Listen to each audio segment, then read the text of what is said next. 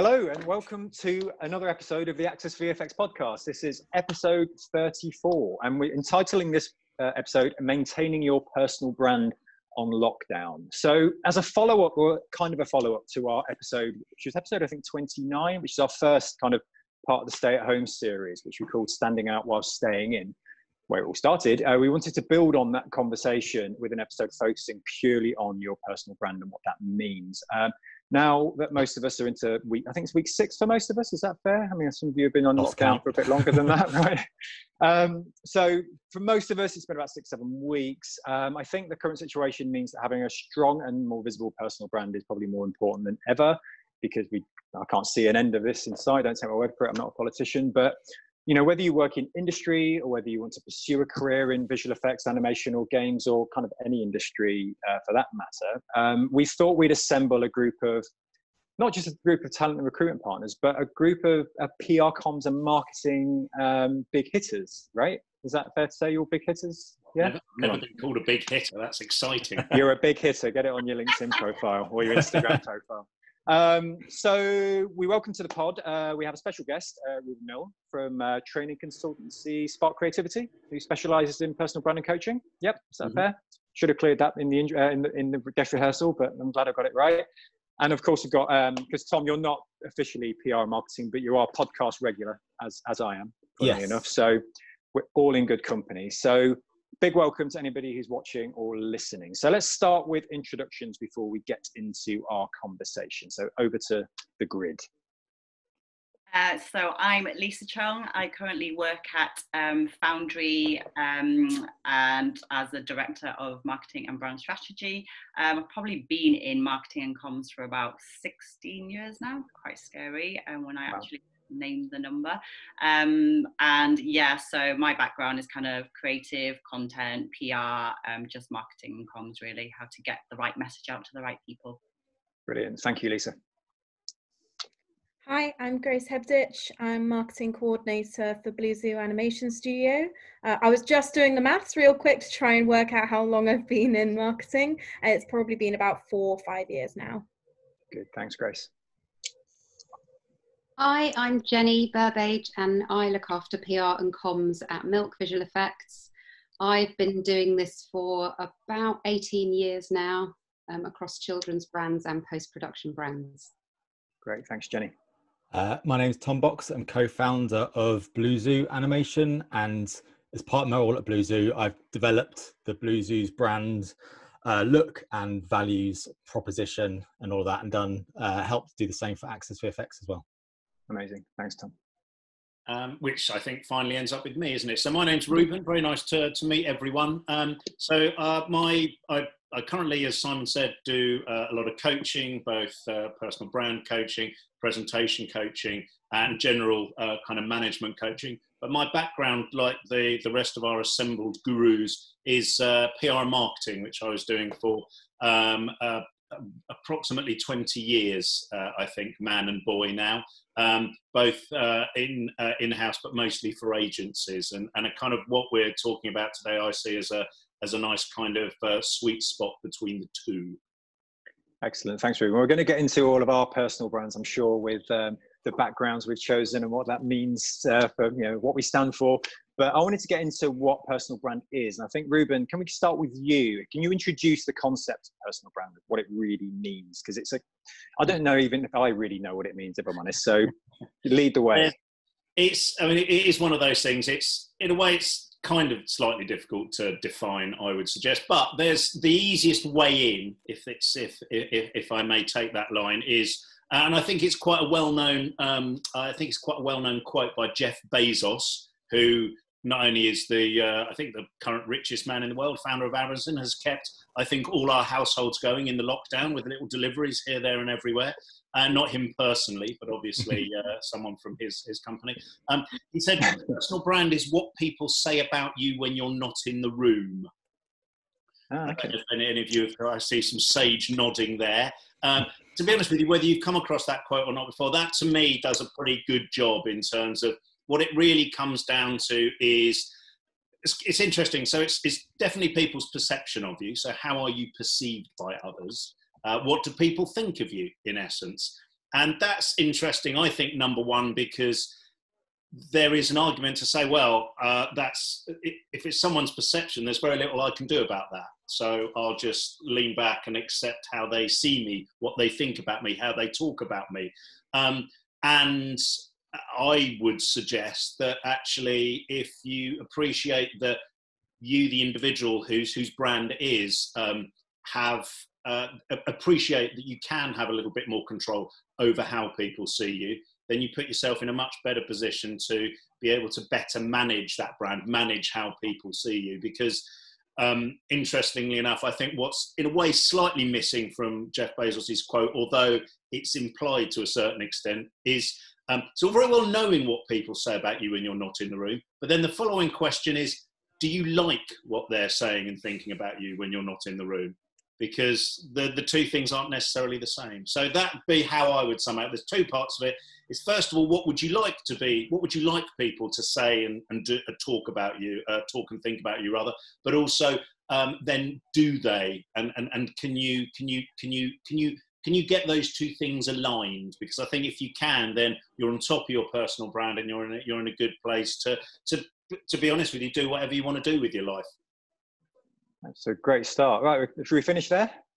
What do you reckon? Thank you for another Access VFX podcast. But that's a really, really good point, because I'm interested to kind of explore that as part of this conversation, because networking alone, right? Let's say social networking. I mean, how important is having a strong personal brand in relation to trying to grow your professional network? Let's start with the obvious. Let's say you're trying to break into industry during this unusual time or otherwise. I mean, the online networking did exist before we all went onto lockdown. But how important is it to have a strong personal brand right now, do you think?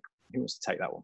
Probably, yeah, I think probably more important now, in a way that there's even more of an opportunity now, because you've got much more of an engaged audience in many ways. I know personally for Foundry, we had to pivot our kind of physical events plan, turn them all into virtual, as many companies have.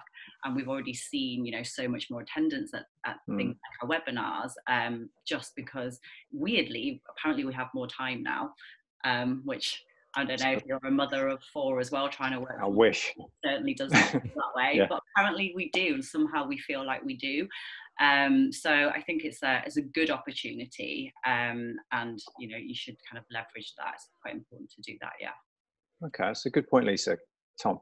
I was going to say that I think obviously without, those festivals, that's the normal thing that you recommend to go and meet recruitment, the talent recruitment people from the studios, in terms of building your that kind of repertoire with those studios. That's generally the easiest way of getting it, is of building that relationship up by attending those festivals and trying to show your face as often as possible, so people know how keen you are and you're learning and getting feedback. And obviously that's not possible in lockdown. So it's more important than ever to find other ways of doing that. And obviously building a strong personal brand online and building up those business networks and those personal networks is more important than ever, just because one of the most common ways of doing that has been kind of cut off at the moment.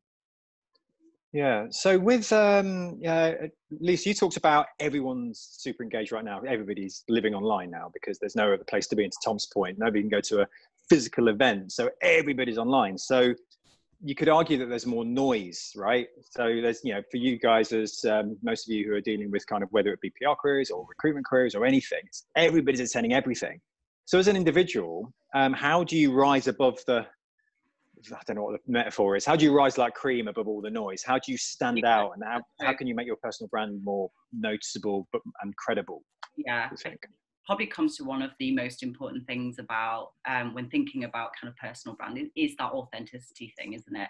I think a lot of us will have seen, especially on social media and online, you kind of have one end of the spectrum in terms of how people are coping with this whole situation, which is, I kind of like to call them the do-gooders. They're kind of thinking of a million different ways to use this time really creatively and, learn a new language or do loads of creative fun activities with the kids. And then at the other end of the spectrum, I think some people are just quite kind of stunted by it and actually shying away. from social media and online, and then there's all the people kind of in between. So I think the authenticity bit is really important here if you want to stand out, because I think the more authentic you can be around how you yourself are kind of managing and coping with the situation, and kind of showing that through the stuff that you're putting out there. And that can be as simple as, you know, you're just, you know, so let's say if you're an artist creating a piece of work, you're feeling really hard to get motivated and creative, but here it is, here's what I could do today, and it's not perfect, it's not to the quality that they would normally do, but kind of showing that side, if that is kind of, you know, one of obviously their values, but that level of authenticity, I think, is what's going to cut through, because people will relate to that. I think a lot of people can relate to that. Do you think that level of authenticity would cut through the noise of everybody saying, look at me, I'm brilliant, like all this polished work, assuming it's visual effects work or animation? Or, yeah, you know. it does for me anyway, personally, so I think it could do, yeah, for a lot.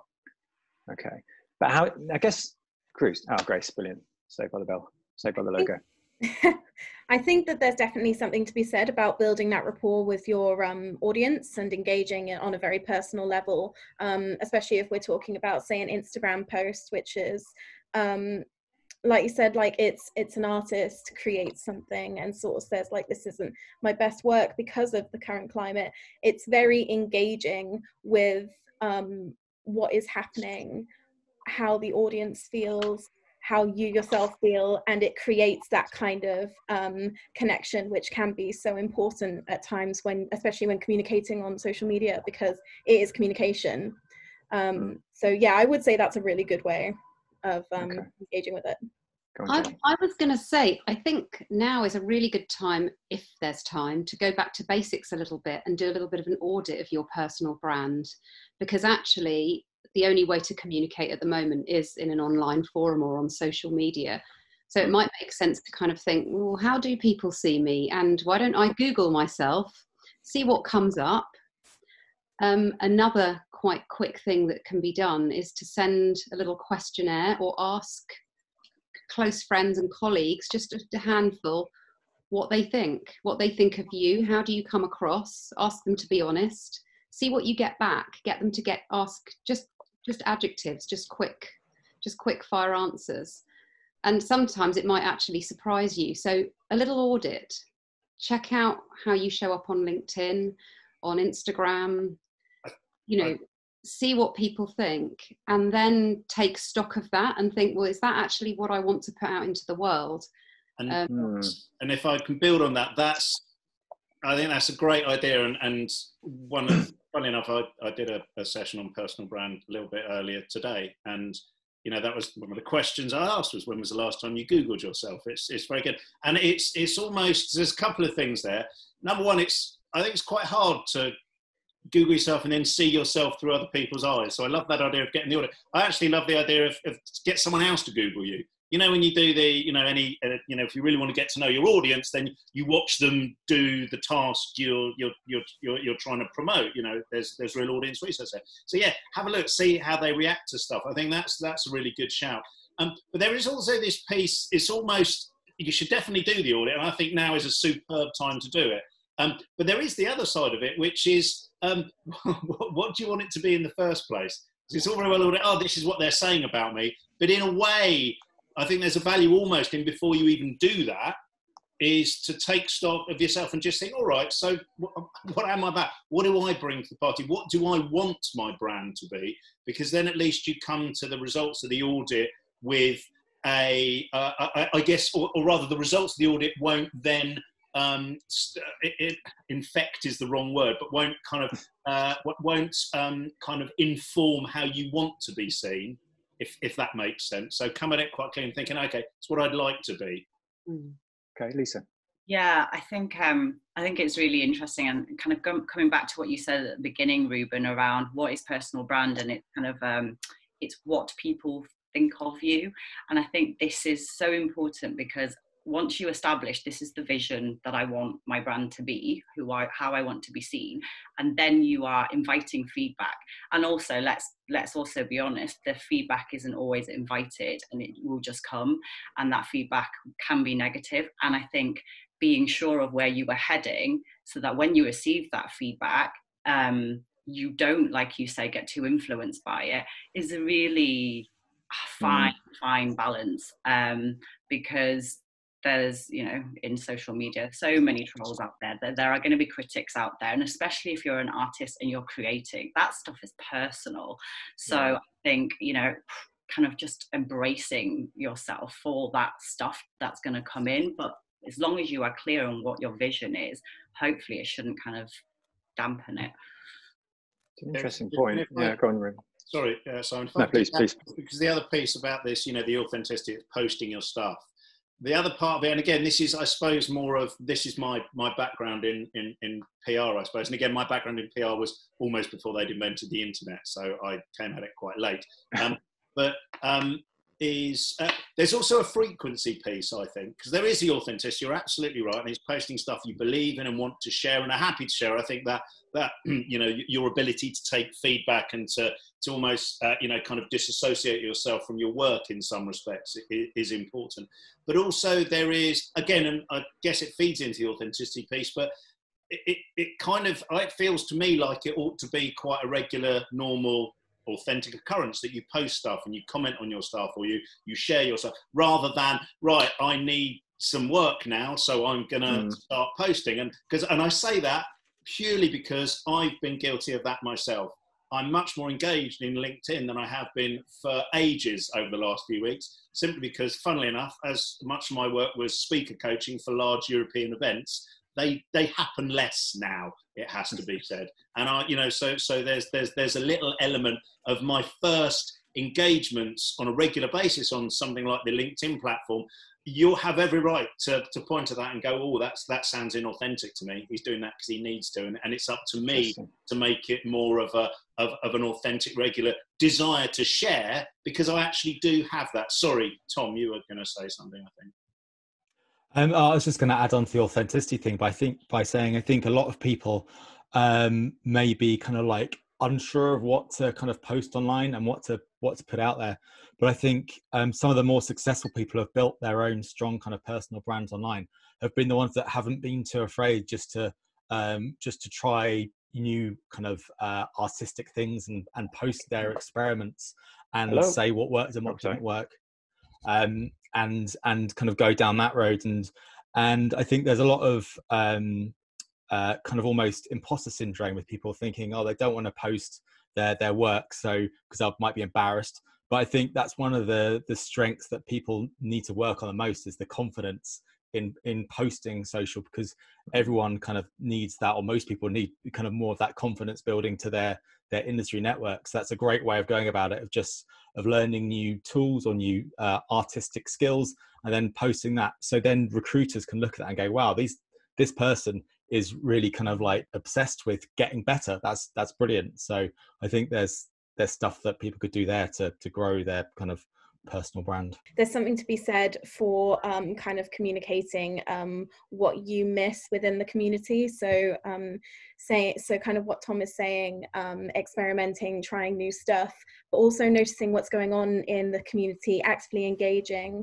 It's so important to notice what you wish was there, and then you can provide that. And I think a big part of building a really strong personal brand is not just going in sort of like, I'm a cheerleader for me, I'm doing this for me, is feeding into the community and thinking, actually, what can I do? I think this is also quite a good way to go into a job interview. What can I do for this team? What can I do for this social media community and the VFX industry? This is fascinating. You're all spot on. It's interesting to me though. So, for instance, because it's a point Simon asked, and I think it's a good one in terms of thinking, well, what's in it for me, this personal brand business as an individual? Because you know, Tom, to your point, if everyone was sharing stuff they're just practicing on, and let's say, then you'd look at everyone and say, well, everyone's brand is about wanting to develop and improve and get better. And ditto, Grace, to your point there, if everyone was saying, oh, this is what I miss about it, this is how I want to help, this is what I want to give back to my industry, that's what I'm missing, then that becomes kind of everyone's brand. So I don't disagree with any of that, but I think there is, again, it comes back to this, for all of that, it needs to be authentic. So there's no point in posting lots about how I want to help the industry. It's all about industry. If actually you're just ludicrously driven individual who just wants to be and do amazing work. Because as far as I'm concerned, that's what I should see. That's what that brand should come across. And to a certain extent, I don't mind that they don't seem to give a monkeys about the industry, because actually what I'm looking for is a ludicrously driven individual who's amazing at what they do. And that's good, because I need that kind of person for that role. Equally, I might at another time be looking for someone who's always wants to try new things out and never perhaps becomes a master, but is always looking around at disparate things. And then I'd go for Tom's person. So it's I think this is what I mean by you've got to be true to you. It's got to be authentic to what you want to be, and then go for it. I was just going to say, in all those examples, either way, you're being authentic. If you are an enormously driven, ambitious individual and you just believe in producing high quality work, that's you. That's one of your values. That's your brand. So be proud of it too and shout about it. And equally, if you're more the other one, do the same thing. Yeah. Just to build onto that, I think it's about making sure that what you're putting out there is aligned with what you're passionate about and your authentic skills, what makes you tick, why, for example, you decided to become an effects artist, or I don't know, a top VFX producer. What is it about that drove you to it in the first place? And I think it's about making sure that as you go along your journey, you're continually realigning yourself back to what motivated you in the first place. Or maybe if you pivoted or changed slightly, what's driving you forward? Because if you're putting out posts about something that isn't really aligned with you, again, it's not going to come across in a very authentic way. And you won't. I would argue you wouldn't want to. I mean, not that you won't want to, but there's no real desire on your part to that. It'll be an effort rather than something you genuinely want to put out there. And I think that's almost, isn't it, where you start to think, am I putting the right things out about me? Is my online footprint representative? Does it do a good job for my brand? If it's really onerous to do, if it's a real arse to be posting this stuff, then you just got to think, you know what, either that platform's not for you, because it's not for everyone. I've worked with loads of people who actively have made the choice, it's a decision not to be on social media. And that's creative people as well. And that's fine. But as long as it's a conscious decision with a rationale behind it, rather than I just can't be bothered. Because as we all know, as I shared at the start, knowing who I was going to meet today, I did a little Google search on all of you, just to at least see what you look like and to get a flavour of where you've been. And I would expect to find someone, some silhouette online. So if I don't, that makes me think, what on earth have they done? Why have they been erased from the internet? But at least, if they then say, because it's not for me. And then that's fine by me. Really, it is, like you're saying, going back to basics and thinking, what do I want? Making sure that everything you're doing, you're expressing, comes back to that touch point. What do I want? What are my skills? What have I got to offer? And then what do I want to put out there? And where do I want to get to? Because it is also about where you're trying to get to. If you're trying to get to a particular place, then you might suddenly be very focused on that. I don't know, you might decide that you really want to get into animation, and perhaps you've done something slightly different before. Well, then in that case, you're going to be aiming your gaze, your focus into that. You're going to be trying to, your sphere of influence, you're going to be trying to broaden that into the animation world, maybe checking out people that you really admire, looking at how they show up, what do they do? And then maybe sort of translating that, not copying, but translating it back to yourself. Because, there's nothing wrong with admiring someone who does something brilliantly and then synthesizing those things for you. Yeah, I was going to add to that and saying there's a lot of parallels here with what we always kind of recommend that artists should do when they're kind of entering the industry, in terms of there's so many different choices of different disciplines to do. And there's no point doing something you don't enjoy doing if you're going to be doing it, 40 hours a week or whatever it is for the rest of your life.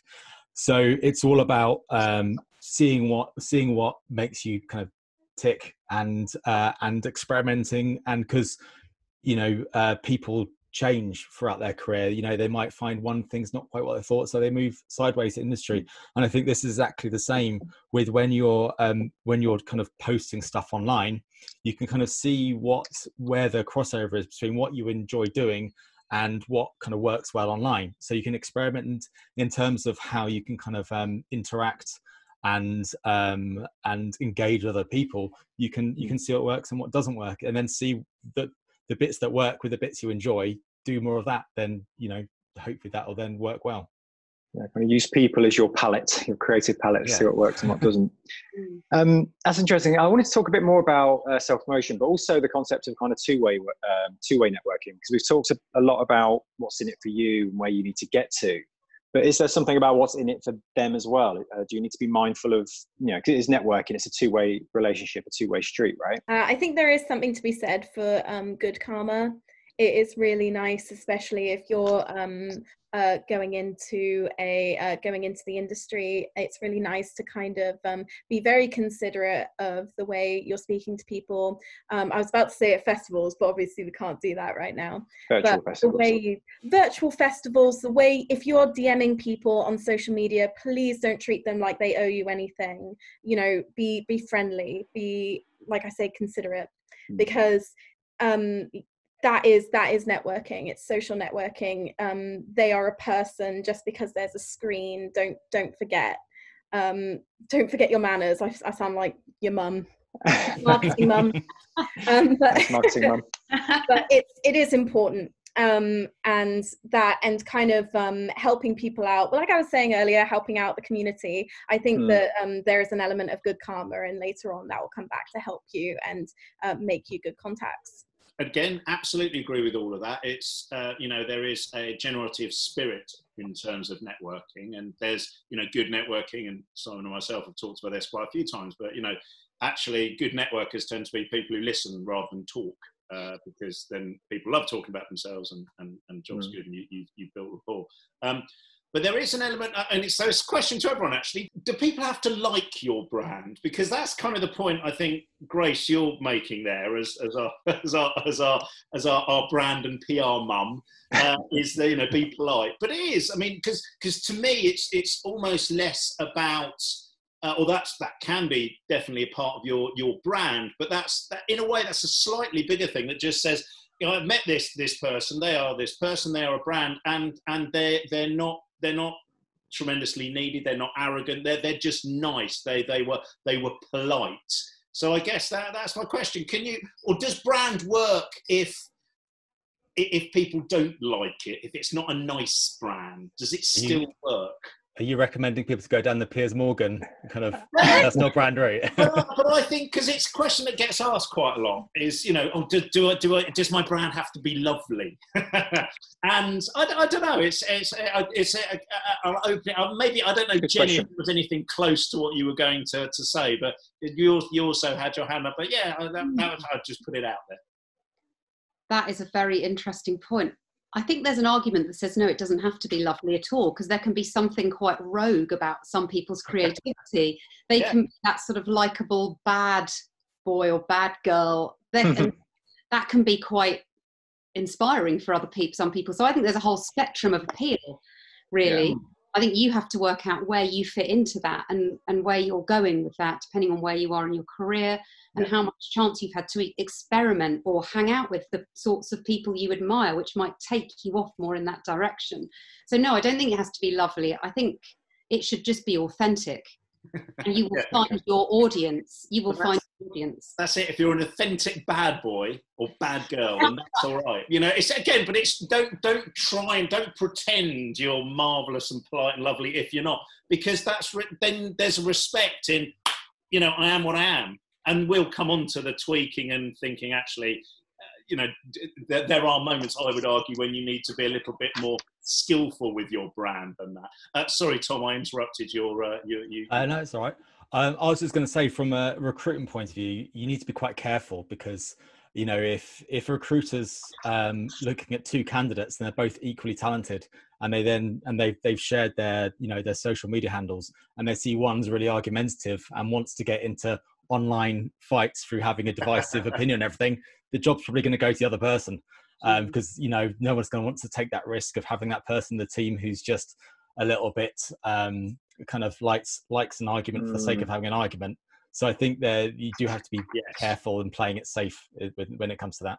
I actually want to agree with what Jenny said earlier. Like, whatever you do, be yourself. I would never discount somebody being cheeky, brave, like putting themselves out there, being a little bit, you know, I don't really know what the word I'm looking for is, but, you know, being a bit cheeky essentially and trying to be, that's fine. I just think that there's a level of respectfulness, especially if you're like going out for your first job. And that's really what I'm trying to hammer home, is that you need to, basically what Tom was saying is show you are a decent human being. But if your personal brand is somebody who's a bit out there, who loves to make a cheeky comment, I love it. That's great. Good for you. There's something in, you know, having an opinion, right? You know, I think, Tom, you talked about kind of being divisive. And I think there's something about having an opinion without ramming it down someone's throat. Like, you know, I'm not going to interview somebody for a job at any company and tell me about a great show, or, you know, do you have an opinion about something that didn't work, and they pull apart a piece of your content, you know, indiscriminately. That might be different, but I think having an opinion about an industry trend, or I don't know, you know, somebody who's got something going on rather than just saying yes to everything. Anyway, Jenny, I always wanted to throw that in there, but Jenny, you had a point. Yeah, you can have spark about you in your creativity or even in your personality, and that doesn't mean you have to compromise on respect for other people or yourself. I think that's really important to point out, and especially for people who are newcomers to the industry. I just think it's about having quirks and some different personality traits, because we don't all want to show in the same way. But talking about showing up is what I was going to say before. It is important to stop sometimes and reflect on how you show up. I've mentioned the audit before, but it's important to think about how you show up and how you would show up in person.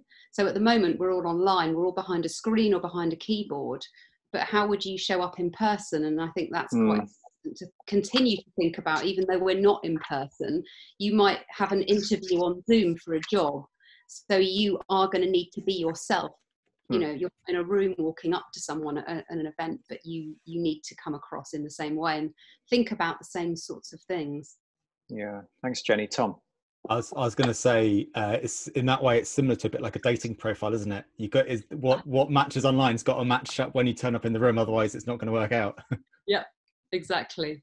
So I found out about this morning, and my HR manager in the business was like, "Oh, are you up for it?" And I was like, "I'm not sure I'm the expert on personal brand, but I'll give it a go."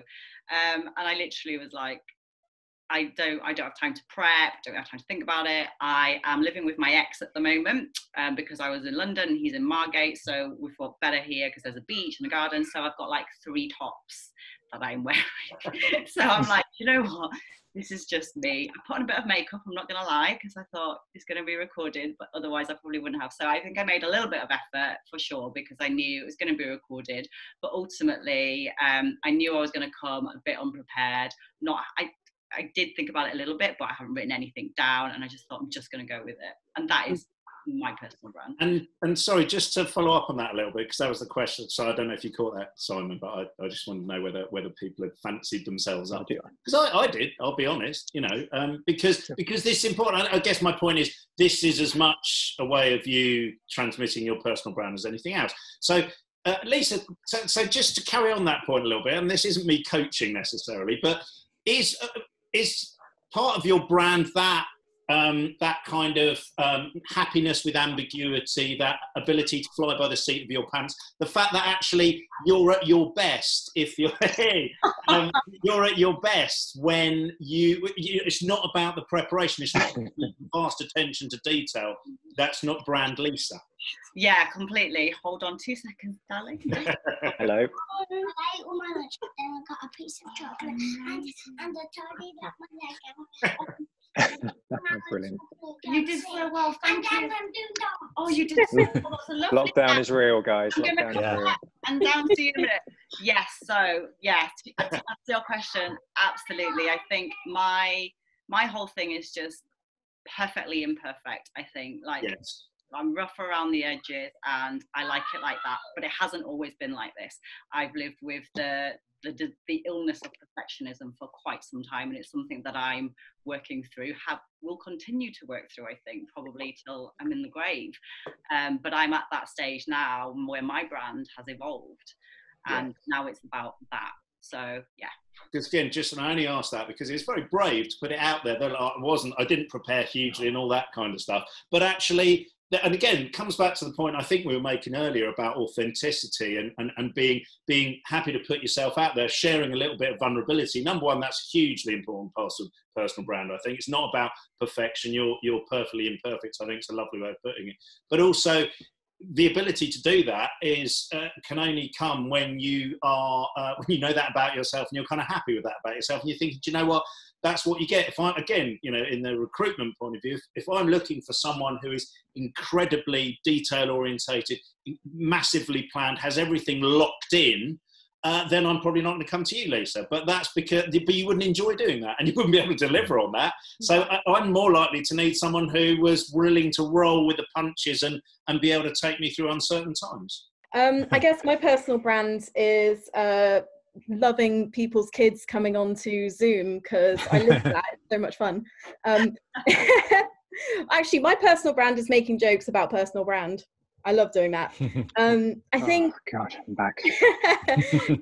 I think, so to answer your question, yeah, I put on makeup. Tom saw me earlier today. Like I was wearing like a t-shirt and no makeup. I most days been much more comfort oriented than looking nice on Zoom oriented. But I'm really glad this came up, because I have a big love-hate relationship with the word authenticity, because I really want everybody to feel like they can be themselves online and project themselves and fully embrace that.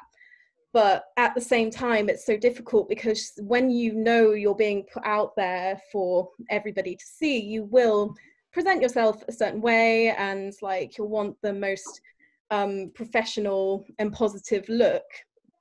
Especially when it comes to job output on social media and such.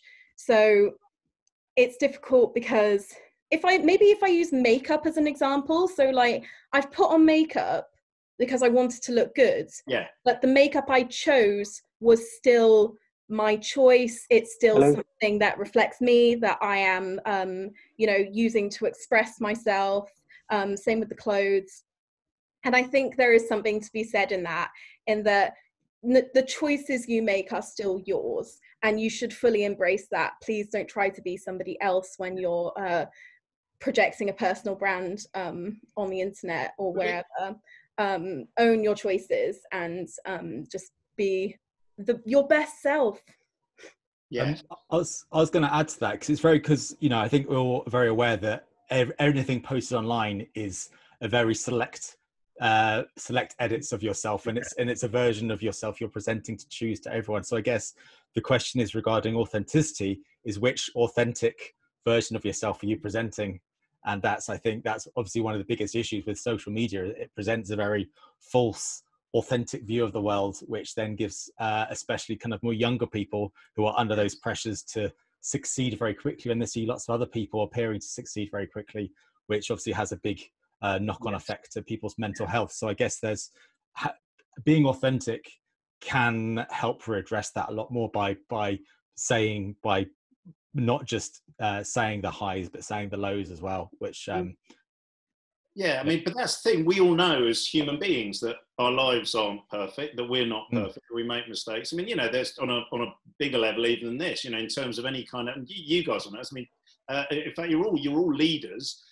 You know that part of the, one of the key parts of the leadership piece is actually that the confidence to show your vulnerability, to admit that you've made mistakes, and that I think that's quite interesting then in the context of speaking about this in the context of someone just starting their career and not being a leader, but actually what I think we're saying is that, actually showing that you've made some mistakes, that things haven't gone quite well as you thought or hoped, that actually that's cool. It's not like we're going to...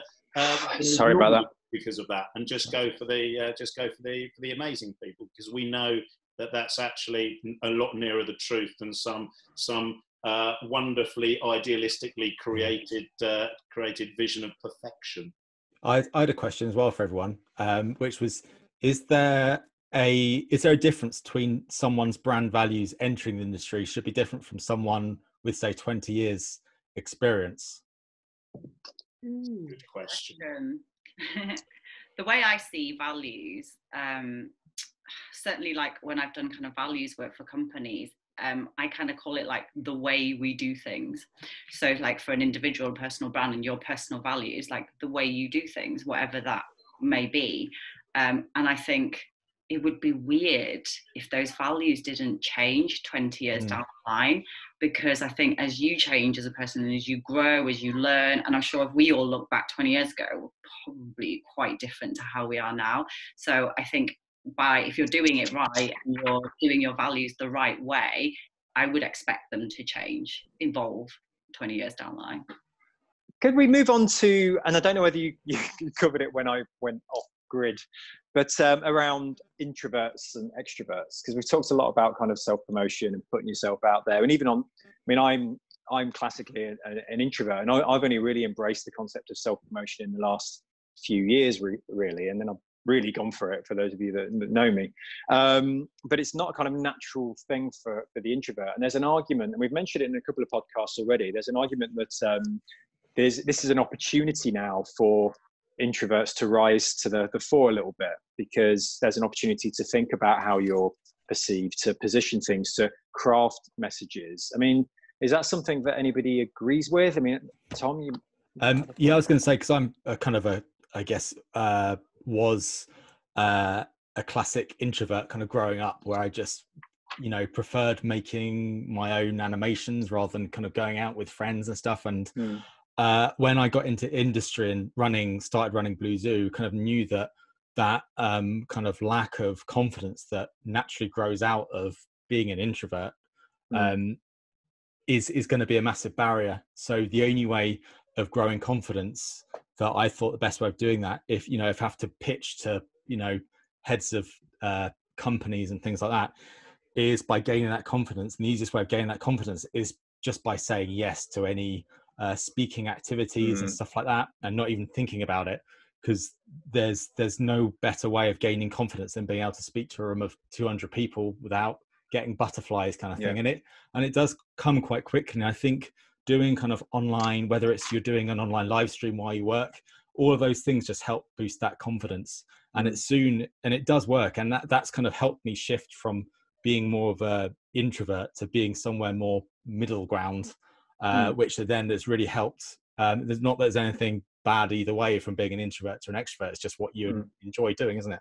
But I think that's definitely helped me push where kind of my personal confidence needs to be for my job, which is from a point of leadership, which you kind of need those kind of qualities. And obviously when you are having to pitch to different people and needing a thick skin in that sense. So I think there are ways of developing that, and by using your online kind of presence and persona and brand, you can massively develop those skills by putting yourself out there and pushing yourself out of your comfort zone to slowly kind of grow that.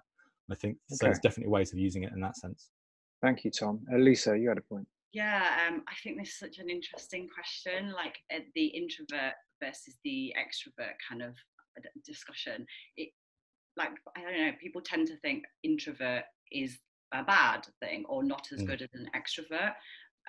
Certainly for myself, like when I think of my 4-year-old son who just jumped in then, Harrison, his nursery teachers tell me, oh yeah, I'm like, how is he at nursery? Because he's so boisterous at home. And they're like, yeah, he kind of just plays by himself. He doesn't really interact with the other kids. And for ages, I was worried. I was like, oh my God, he's going to fit in. Then I was like, good for him. Like, he plays on his own. He's really quite fine playing on his own. It's not like he's sat in the corner crying because no one will play with him. He's made a conscious decision to go, I'm not going to engage with this group, and I'm going to choose. And actually, so I see introversion now is actually a really positive thing. And I think if you are that way inclined, back to your authenticity again, back to your personal brand. That is who you are. So embrace that, and actually, you know, call it out, say, you know, yeah, this is who I am, this is how I am, this is why I might choose to do these things, or this is why my art might go in this direction.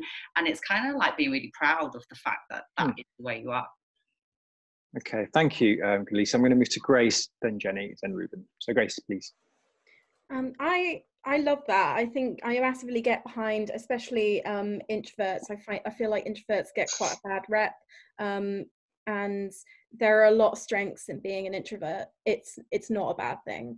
I'm a huge extrovert, always have been, and actually I had to learn a lot of things about myself to try and overcome and become a better professional. So, for example, you know, not thinking that I know everything, and thinking and just talking over people, or talking the most, thinking that if I didn't talk the most, then it was a bad meeting or something like that.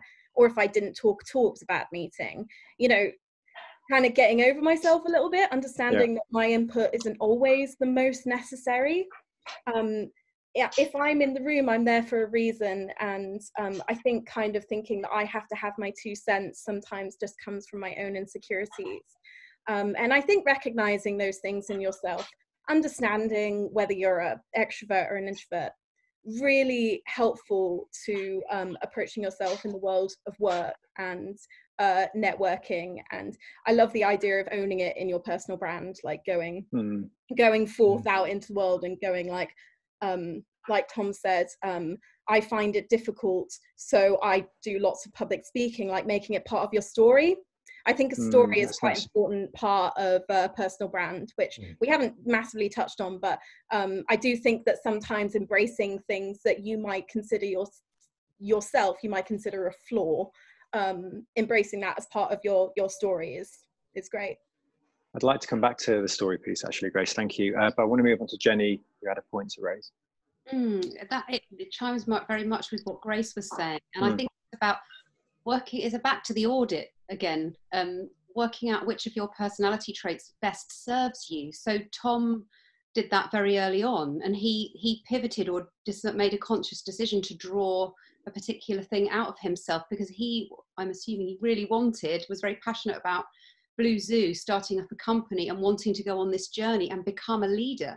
So you made that decision, right? I'm going to put myself out there. I'm going to practice. So it's all doable. And I think it's all about what you want, which it's about your personality, but it's also about your authenticity and what you want, what you're passionate about. And if you're really passionate about something, then that is going to drive you forward, and you will succeed if you keep going. I think practicing things that you're possibly slightly uncomfortable with can really bear fruit. So whether it's public speaking, which is something that lots of people struggle with, I think you have to just go for it and find someone who can help you or inspire you and keep going along that road.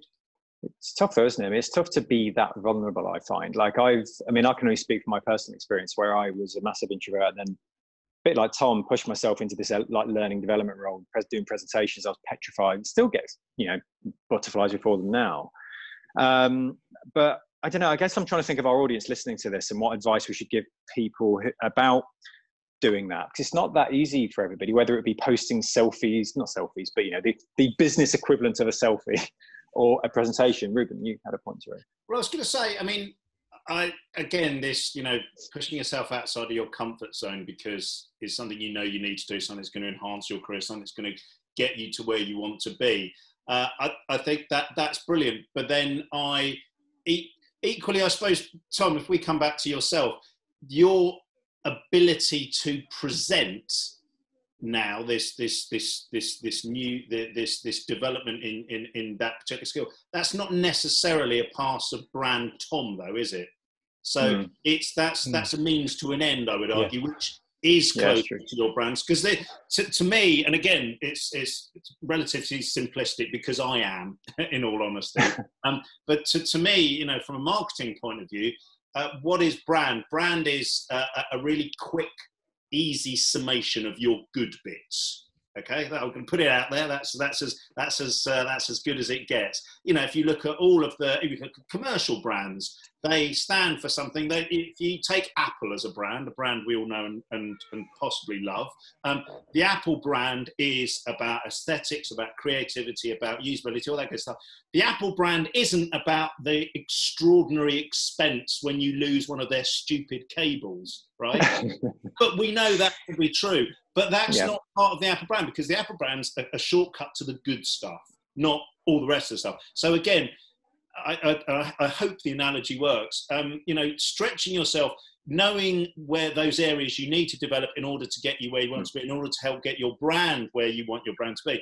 That's fine, but that should, I suppose the point is, that's not then thinking, oh, I'm going to add that to my brand. I'm going to add that to my brand. To me, to me, brands, I guess, not bigger than that. It's a slightly different thing, and should be speaking to you know, what your strengths are, what your skills are, and what you bring to the party. And you know, I would argue, therefore, Tom, you bring leadership, you bring communication, you bring inspiration to the party now, and you've realised that in order to enhance your ability to do that, and in order for you to maintain that and develop your brand further, that's going to involve standing up in front of people and being very scared for a little bit. I think also it's a bit like the crossover between kind of more the branding and marketing, where if I want to shift my personal brand to you know, in terms of say the leadership of an animation studio, and you know, doing the kind of like the diversity inclusion stuff with Access VFX, the doing the public speaking is kind of the marketing side of that branding, where you're helping to grow your brand through that stuff, which will then kind of help push forward all the things you want to do. So it's a bit of an overlap if you're seeing it in that kind of more of that company metaphor. For sure. Okay, so I'm very aware we've got about 5 minutes, because we normally try and keep these to around an hour. So it's probably a good opportunity to get into kind of like the final words of wisdom part of the podcast, where we start to leave our audience with some parting nuggets of advice and things people should be thinking about. So if to anybody who's watching or listening to this, you know, and I think all 6 of you can have a crack at this, is what one thing should people be thinking about? What's the takeaway? Because we've talked about a lot. Some of it I didn't hear because I kept disappearing because of my poor Wi-Fi. But you know, what's the big takeaway, do you think, from this episode for people? What should people be thinking about broadly? I'll just jump in there and say, I think that the main thing is all about the authenticity and picking a lane and kind of going for it in that sense. Yeah. Okay. Lisa, you had your hand up. Yeah, I think having a clear vision of kind of where you want to go, and being able to kind of map out the steps to get there. One of those routes is going to be being really authentic. But to kind of what Reuben was saying earlier, if one of it is kind of that super kind of polished, high-end finesse, then you know that's your direction, that's your path as well. But having that clear vision, and then I think just being okay with showing some vulnerability, especially at the early stages of your career, where you are going to get knockbacks, where you are going to get critiqued, and getting comfortable with the discomfort of that, I suppose. Yeah, nice. Thank you, Lisa. Jenny? Just building on what Lisa's just said, once you're comfortable with how you want to put yourself out there, which bits of yourself you want to dial up, because that serves, practice introducing yourself. Practice introducing yourself, film yourself, even if it's just like 30 seconds or a minute, until you kind of get something that you're comfortable with. Not because you want some perfect video of yourself, but because it will help you hone and distill where you want to be and how you want to come across. Yeah, don't put it on your Instagram stories or anything like that. Don't go full self-promotion. Grace, anything to add? I think try and make your brand as sustainable as possible.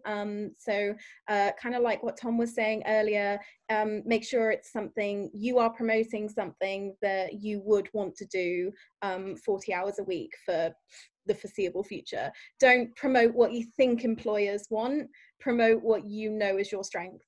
And I think really leveraging what is the best thing about you, embrace it. You know, that we keep saying authenticity, be yourself. Own it. Exactly. Thank you, Grace. Reuben? Yeah, so I'll +1 all of those. I think, you know, that idea of skillful authenticity. Again, come back to, I love what Jenny was saying about the audit. It's a really powerful thing to do, I think, at all aspects of your career, not just the start. What I will say, just in terms of what your brand is, or thinking of, if this has got you, this is stimulated or sparked your interest in thinking, actually, what do I want my brand to be? Then the only thing I'd add is, it's very easy, and again, particularly at the start of your career, but I think actually at lots of various points in your career, it's very easy to think your brand should somehow be aligned with your function or your role. You know, what's your brand? I'm an incredibly talented animator. Or what's my brand? I'm Mrs. 2D. Or something like that. And my point would be, that's great until you don't want to be in 2D anymore, until you want to stretch your wings. And then that brand, I would argue, is not as useful to you. Still true, but it's very functional. So if you are thinking about brand, then I would always encourage you to think up a level, to think actually bigger pieces. What do you what do you bring to the party? Not just the ability to do that job, but in what way do you do that job? Are you collaborative? Are you creative? Are you fiercely independent? Are you a problem solver? I know they're kind of big and cliched and quite generic words, but I think they help in terms of this is what I bring to the party. And from that position, I can go in any direction I want, as long as that direction requires me to be that kind of a person. Jenny? And I think exactly what you're saying, that rounds back to purpose, somebody's sense of purpose. Yeah. And that has to underpin everything. It has to chime with your sense of purpose. I was just going to add in there, I think one of the best ways you can do that as well, in terms of that, getting that audit, is through getting a mentor as well, just to kind of like, in terms of the calls to action.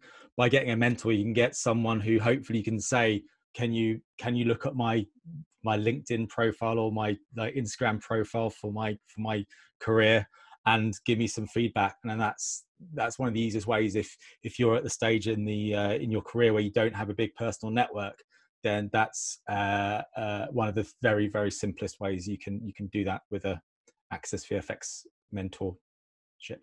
Thank you. I always love your segues, Tom, at the end of podcasts. So if anybody listening who wants to get a mentor or be a mentor, go to the Access VFX website at accessvfx.org/mentors, and you can either sign up for either and get involved, right? So it's growing by the day. We're looking at renewing it at the moment. Tom and I are having very interesting conversations about that at the moment. We won't get into that. That'll be our own private podcast. That sounds weird, but anyway.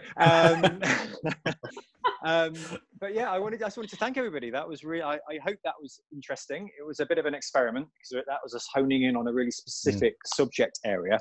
So I want to say a big thank you to Reuben for joining us as special guest. Jenny, Tom, Grace, and Lisa as well. Thank you so much. How can people get in touch with you, Reuben, if they like the cut of your LinkedIn is always good. Reuben Milne, R-E-U. There we go. I'm spelt, aren't I? There you go. Not on Spotify though. You might as well spell it. R-E-U. For the audio version. M-I-L-N-E. So yes, Reuben Milne on LinkedIn. But again, I feel free to. I'd love to. But actually, it's always lovely to meet new, interesting, clever people, all of which I've done this evening. I've got enormous amounts out of it. So even if no one ever looks at me again, I shall consider this time well spent, I have to say. Well, I'm sure we'll all be Googling ourselves after this if we've got time before dinner. So just final pieces. Obviously, I've plugged the website. I should note that the Access VFX podcast is going bi-weekly now. So we had a strong start during the early days of lockdown, and we put out weekly podcasts, but it's a lot of work for everybody. So we're going to be more considered, and we're going to be going 2 weekly now. So for anybody who missed us last week, will know why.